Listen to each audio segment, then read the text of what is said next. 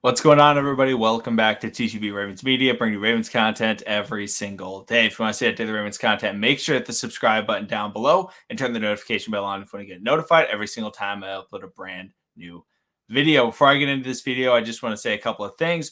One, Joshua and I were guesting on the Spotlight Raiders show. We had a ton of fun previewing the game over there. So if you're interested, go check it out. And if you want the link or something like that, just go to the YouTube channel. Go to TTB Ravens Media, the YouTube channel, then go to community and click on the link in community, and it will be right there. It was a lot of fun, a lot of smack talk and things like that. Some wild things were said, but it was a lot of fun for anybody that ended up joining the stream. I saw some Ravens fans in there. I think hopefully you guys enjoyed. But the other thing is, if you don't recognize the guy next to me, I'm here with Matt. Matt, do you want to introduce yourself, talk about where you're from, and kind of maybe why you've been brought in for this video? Yeah, so talking Richard Sherman today, as you can see, there's 49er, here, I can't get it right, 49er banners behind me. Me and McConnell do the the football diary. I also do a Padres show, 49er show, and then the show with McConnell as well. So we've just kind of been talking basic NFL stuff, doing some NFL gambling stuff there. But obviously, I've watched Richard Sherman for, what is it, 3 years now. More like 2, because he probably missed a year with injury, just banged up a little bit. But last season, 2020, wasn't really his best year. But in 2019, I got to see a great full season from Richard Sherman. So excited to talk about him today. But yeah. Yeah, and just a quick heads up, there is a small chance that my camera turns off in the middle of this.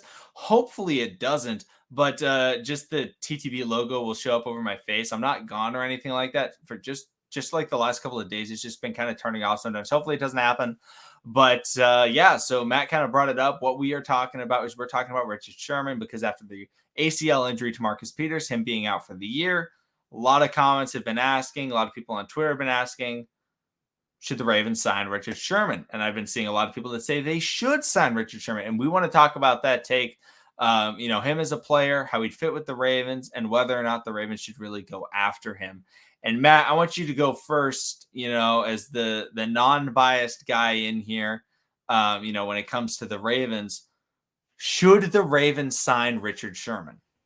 I really don't think they should, unless they're willing to adapt their scheme, because their typical press man, get in your face to the line of scrimmage, and to have the recovery ability if you get beat. Like, that's why we see that Marlon Humphrey is such an amazing player, because he's great at the point of attack, and then also he's able to recover really well. If they want to run that press man styled scheme in their secondary that they have been running, you're not going to be able to do that with Sherman. Like, that's not who he is. Now, is he great in press? Yes, he is great in press, but he is good in a system where you press and you bail to a cover 3 most of the time, and you don't have to, really be like on an island or anything. And occasionally, not maybe on an island, because Deshaun Elliott, he covers a lot of ground, but these corners have to be able to recover really well. And at this point, Richard Sherman, if you guys don't know, he had a pretty major Achilles injury. Last year, he battled like a calf / like heel type injury. I mean, that type of situation where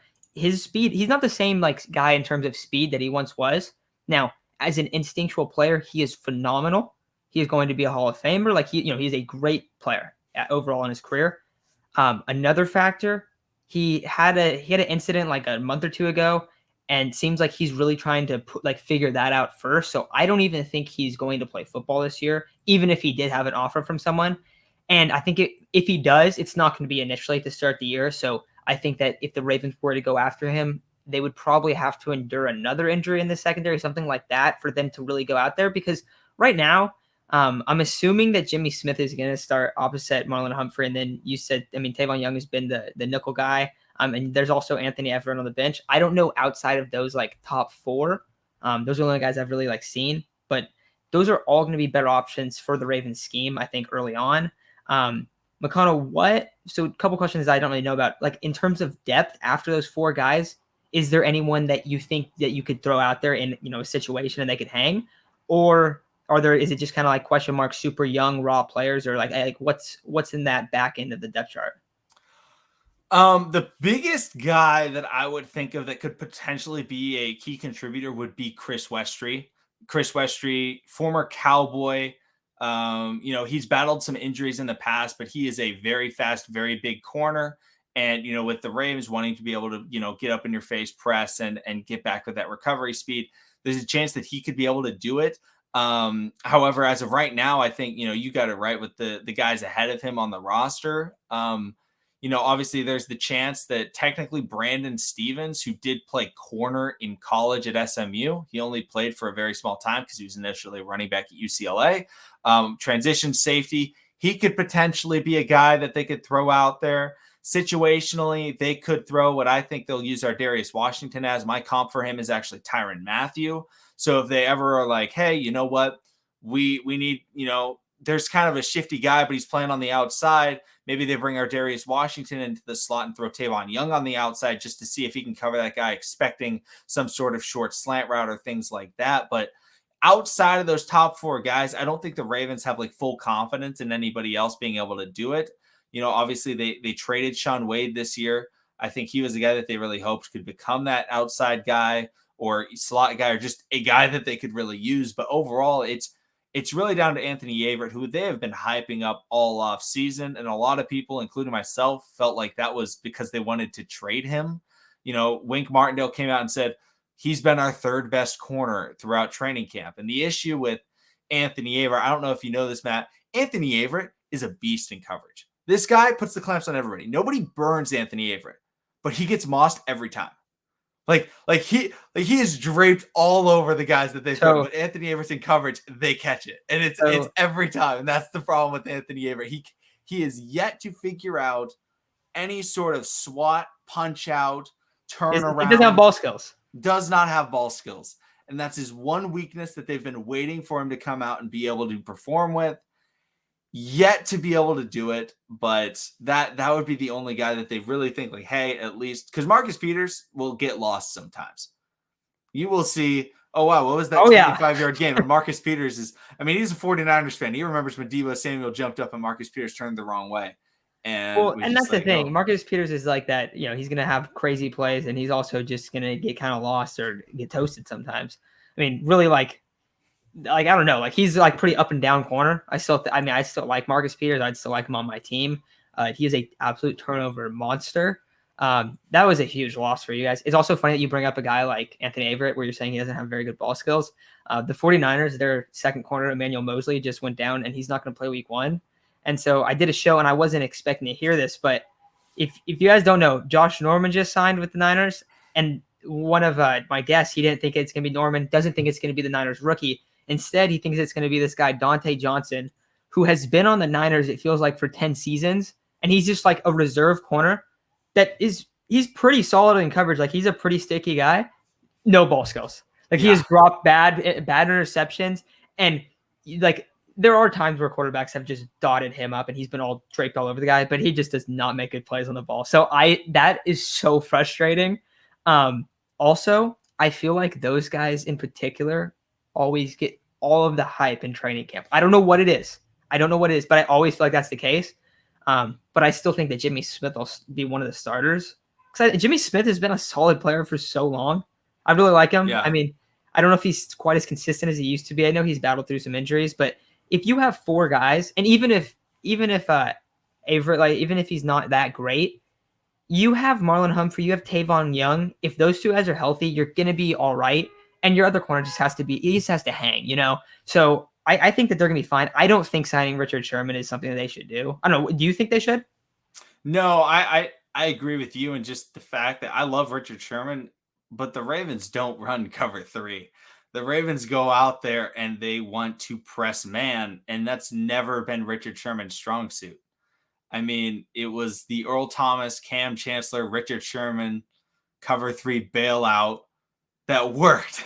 That was the Legion of Boom defense right there with Bobby Wagner patrolling the middle and Michael Bennett rushing the passer. But like the Ravens is very different. If they were running the old Dean Pease system where they said, hey, we don't really want to force a lot of turnovers, we're not going to get a ton of sacks, but we are going to hold you for yards, then yeah, Richard Sherman could definitely work. But I did like how you brought up that there's a chance he doesn't even play because he just doesn't really want to. And sometimes that happens with guys. Richard Sherman has accomplished what most players will never accomplish in their career. He won a Super Bowl. He Can was the also best player in the NFL for, a period of time, at least at his position. Like, he's good. he also said something like along the lines of like, I Yeah. need to go like figure my stuff out. Like he said something along the lines of that, which it seemed like he alluded to like, I am not playing this year. And that might not be 100% like, but that's just when I read the quote, that's what I thought. So that's where I got that from. Yeah, and if you guys don't know about the incident, I believe he was under the influence of alcohol. I want to say he was at his wife's house or girlfriend's It house was or wife's parents' house. wife's parents' house. I was gonna say And he was stepdad. like banging But on the yeah, door, and then the cops came, and I think the report is yeah, like he like resisted arrest or like restrained against arrest, like wouldn't like listen, and then he got. I don't think the charges went through. I don't think anything really like came yeah, up of it, but it was just like it looked like it was a like just a bad spot. Like he's not in a good place, and that's what he came out and said. Like, hey, I'm not in a good place right now.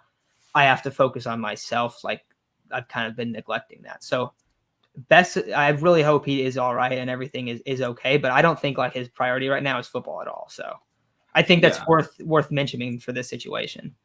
And yeah, I do hope he figures out whatever he's got to do because, I mean, he's always seemed like, and I know that like he's a guy that talks a lot to other teams, but he's always been a very like good community guy and someone that has been like a true leader and like really tried to help in the community. So it was really unfortunate to see, and I hope he's all right. yeah. And something that I think a lot of people are forgetting about is the Ravens can trade for a corner. They have 10 draft picks in this upcoming draft. They traded a 5th-round pick for Marcus Peters.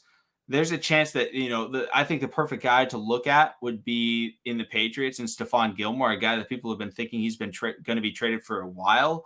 I believe he's out for, I think, like the first 5 or 6 weeks of the season. But like if they realize that far into the season, they're like, you know what? Avery or Smith isn't working out, they can go and see, hey, is there anybody that's, maybe they have a younger guy that they need to step up or something like that. Maybe they drafted one. They don't really need their new corner. He's coming up to a big contract. Maybe go after a guy like Gilmore or something like that. Because the Patriots have JC Jackson, and he's a pretty solid corner as well. And so I don't know. I just don't really see them signing Sherman. I know a lot of people really want it because he's the big name, but you got to look at the fit, and it's just not. It's not it with Sherman and the Ravens. And I'm a big Sherman fan. I've always loved his game. I've always loved his swagger. I've always loved his talk. Reminds me of Marcus Peters in that sense, but everything else other than that, like the mental part of their game, is just like the exact opposite of players.